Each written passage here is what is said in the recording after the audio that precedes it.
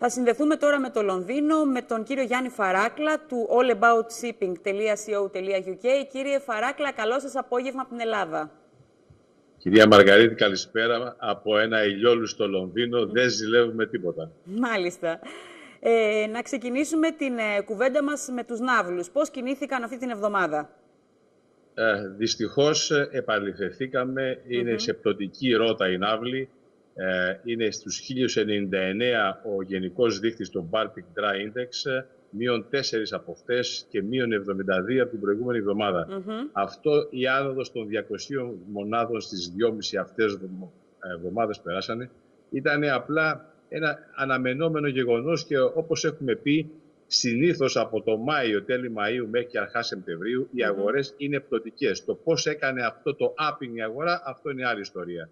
Αυτό βέβαια έχει να κάνει με τα Capes, τα βαπόρια, τα οποία είχαν τη μεγαλύτερη άνοδο μέσα στις 200 αυτές μονάδες, αλλά και ταυτόχρονα και τη μεγαλύτερη πτώση. Οι άλλοι δείχτες, και αυτές ήταν πτωτικοί όλοι σήμερα, επειδή Παρασκευή είναι που κλείνει το Baltic και το Panamax Dry Index, το BPI, έκλεισε 1008, -4 από χτες και -5 από προχτές. Το BSI και αυτό -8. Το σταθερό το Handymax έμεινε στο ίδιο 565, αλλά είχαμε την πρώτη άνοδο στα πλοία του Dirty Tanker Index, συν 9.598, γιατί όπως θα έχετε διαπιστώσει εδώ και ένα τετράμινο, εξάμηνο, οι δείκτες των tankers είναι πτωτικοί. Βεβαίως, το Baltic Clean Tanker Index και αυτό πτωτικό 555 μου θύμισε τα πακέτα τα τσιγάρα, τα 3-5s, είναι στο -1 και αυτό σήμερα, είναι όλα χαμηλωμένα. Εδώ θα ήθελα να πω ότι αυτό επηρεάζει πάρα πολύ και ιδιαίτερα οι γεωπολιτικές συνθήκες. Ας μην ξεχνάμε ότι όταν έγινε πέρσι η μεγάλη επανάσταση, ας το πούμε επανάσταση, για μένα αυτό δεν είναι επαναστάση στην Αίγυπτο, το πρώτο μέλημα της Ισραηλινής κυβερνήσεως και βεβαίως το μέλημα όλης της ναυτιλιακής κοινότητας ήταν τι θα γίνει με το Σουέζ. Μάλιστα. Μην ξεχνάτε τη σημασία που δίνουμε σε αυτά τα γεγονότα. Τώρα, από πλευράς εταιριών στα χρηματιστήρια, τα figures θα βγουν το βράδυ γιατί θα κλείσει η Νέα Υόρκη. Αλλά η εβδομάδα που πέρασε μέχρι και τη Δευτέρα είχαμε μία ελαφρά άνοδο στα χρηματιστήρια του New York Stock Exchange και του Nasdaq, με μόνες εταιρείες που είχαν πτωτική ρότα που λέτε, ήταν η Excel του κ. Παναγιωτίδη, η οποία μπήκε στο Chapter 11, έχει διάφορα θέματα να επιλύσει, και μια ελαφρά κάμψη της Κοσταμάρε. Όλες οι άλλες εταιρείες, η Stealth, η Diana, όλες οι άλλες εταιρείες, η Navios, ήταν σε μια ανωδική, αλλά βέβαια μικρή πορεία, and it remains to be seen, και αναμένουμε να δούμε τι έχει να γίνει. Άρα μπορούμε να πούμε ότι κινούνται σταθεροποιητικά αυτή την περίοδο οι ναυτιλιακές εταιρείες. Κοιτάξτε, αυτές οι 200 μονάδες τις κάνανε άλλοι 1000, εκφραστήκαν διαφορετικά. Είναι και εδώ μια φούσκα, ένα bubble, θέλει πάρα πολύ μεγάλη προσοχή.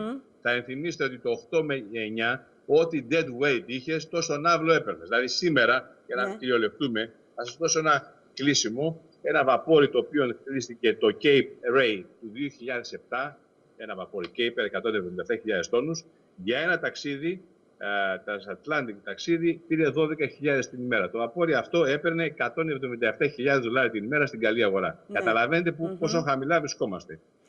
Στην επικουρούμενη αγορά από το oversupply, έχουμε ένα πολύ μεγάλο θέμα εκεί. Αυτά είναι τα θέματα της αγοράς. Μάλιστα.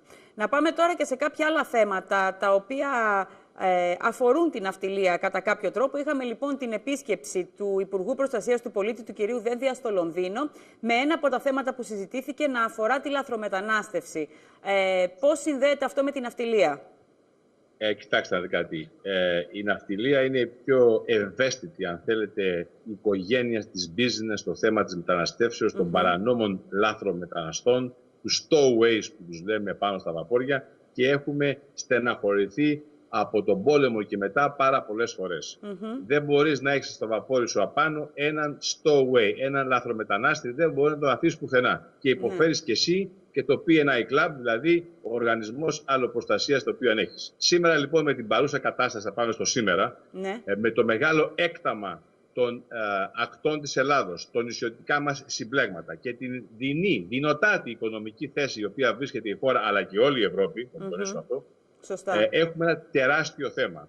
Ο κύριος Δένδιας πάντοτε eloquent και μέσα στο θέμα, άλλωστε είναι και νομικός και έχει κάποιες καταρτήσεις τέτοιες που του επιτρέπουν να ελύσεται υπέρ της πατρίδας μας, έθεσε πάρα πολύ απλά το θέμα ότι η Ελλάδα δεν θα δεχτεί, είναι ξεκάθαρο αυτό το πράγμα, και δεν προτίθεται να ψηφίσει τη συνθήκη του Δουβλίνου 3. Εντάξει, τι λέει αυτό? Η Ελλάδα δεν πρόκειται να το συνυπογράψει αυτό το πράγμα, διότι δεν πρόκειται να κάνει αυτή τη συμπογραφή, ότι και αυτή θα είναι αρμόδια για να χειριστεί τα θέματα ασύλου όλων των παρανόμων μεταναστών που έρχονται μέσω Ελλάδος στην Ευρωπαϊκή Ένωση. Μην ξεχνάτε ότι το Ηνωμένο Βασίλειο, που το απεκάλυψε ο κ. Υπουργός, έδινε μέχρι πρότινος 250.000. Τώρα δίνει 2 εκατομμύρια. Η Ελλάδα και η Αγγλία είναι χώρες οι οποίες γνωρίζουν και μας καταλαβαίνουν πάρα πολύ οι Βρετανοί. Η Υπουργός, η κυρία Τερέζα Μέη ιδιαίτερα, που είχαν συναντήσεις. Γενικά ήταν μια σημαντικότατη ιστορία και αυτό πρέπει να προσεχθεί. Η Ελλάδα δεν είναι μόνο να κοιτάμε τους δρόμους μας, να φτιάχνουμε έργα όσα φτιάχνουμε και επισκευάζουμε, να κοιτάξουμε τις θαλάσσιες οδούς. Και τις οδούς που είναι ευάλωτη η πατρίδα μας στα νησιά και μπαίνουν συνέχεια μέσα. Zero tolerance πρέπει να δείξουμε σε όλο αυτό το πράγμα. Και πρέπει βεβαίως να υλοποιηθεί του κυρίου Βαρβιτσιώτη οι θέσεις, να προσληφθεί κόσμο στο λιμενικό, να γίνει μια φύλαξη των συνόρων. Δεν μπορούμε εμείς να αντέχουμε και να φτιάχνουμε κέντρα υποδοχής μεταναστών. Είναι μεγάλα. Θέλω να τελειώσω με ένα οικονομικό νέο να μας ξεφύγει. Όπως θα ξέρετε, μετά από αρκετά χρόνια έγινε η αλλαγή του νέου governor της Τράπεζας Αγγλίας. Ο Μέρβιν Κίνγκ έφυγε, ήρθε ο Κέρνι, ο οποίος δείχνει δυναμισμό, αλλά βεβαίως όλοι οι άνθρωποι δεν είναι το θετικό ότι θα διατηρηθούν χαμηλά, στα ιστορικά χαμηλά τα επιτόκια, όμως, όπως ισχύει για την Ελλάδα, με τα μέτρα λιτότητος, το austerity αυτό, δεν μπορείς να κάνεις οικονομία και σήμερα τον χτυπάνε όλες οι εφημερίδες στο θέμα της εφορίας. Αυτό λοιπόν να το δούμε. Εάν πράγματι θέλουμε μια αειφόρο ανάπτυξη όλες οι χώρες της Ευρώπης και ιδιαίτερα η Ελλάδα να ξεφύγει, αυτό είναι σημαντικό. Να πούμε επίσης ότι είχαμε και χτες το βράδυ συζητήσεις στη μεγάλη ετήσια δεξίωση η οποία γίνεται από το International Underwriting Association. Είναι οι ασφαλιστές, οι αντασφαλιστές, όλες οι μεγάλες εταιρείες εκεί μέσα και το πρόβλημα ήταν ότι δεν υπάρχουν λεφτά. Υπάρχουν προβλήματα μεγάλα, καταστροφές πολλές κτλ. Τα οποία πρέπει να τα προσέξουμε. Αυτό που όλοι κρούν τον κόδωνα και οι ασφαλιστές είναι τι μπορεί να γίνει με την Αίγυπτο. Αποτελεί ένα μεγάλο θέμα όλη η Μέση Ανατολή και όχι μόνο. Για όλες τις αγορές, κύριε Φαράκλα, ισχύει αυτό. Λοιπόν, να σας ευχαριστήσουμε πολύ σε αυτό το σημείο. Καλό σας απόγευμα. Και εμείς να σας ευχαριστήσουμε και να ευχηθούμε ένα καλό καλοκαίρι. Στέλνουμε τις οικογένειές μας στην Ελλάδα. Σήμερα και η σύζυγός μου επισκέπτεται τη Μήλο με μια ολόκληρη παρέα από φίλες της. Να προτιμήσουμε τα ελληνικά μας νησιά, να τα ενισχύσουμε για να μπορέσουμε να δούμε ένα καλύτερο αύριο. Αλλά πρέπει και η ακτοπλοεία, η οποία βρίσκεται σε πολύ δύσκολη θέση, να ρυθμίσει το θέμα. Όπως και επίσης κάτι που δεν το έχουν πει στις τηλεοράσεις, ότι έχουν διακοπεί πάρα πολλές πτήσεις από παραδοσιακές χώρες προς την Ελλάδα. Δεν πετάνε στην Ελλάδα λόγω οικονομικής καταστάσεως και πρέπει εμείς να αναπτύξουμε τον δικό μας τουρισμό που είναι μοναδικός. Ας μην εστιαζόμαστε μόνο στις ωραίες ακτές της Αττικής, αλλά ας πάμε στα πανέμορφα ελληνικά νησιά μας και ας κάνουμε ένα πιο aggressive marketing, προστρέποντας βέβαια όλους τους δήμους και τις κοινότητες για την καθαριότητα η οποία πονάει και μετράει. Αυτό είναι ένα σημαντικό θέμα. Με 30 βαθμούς Κελσίου σας χαιρετούμε και πιστεύουμε μια καλύτερη εβδομάδα. Ευχαριστώ πολύ. Επίσης, γεια σας.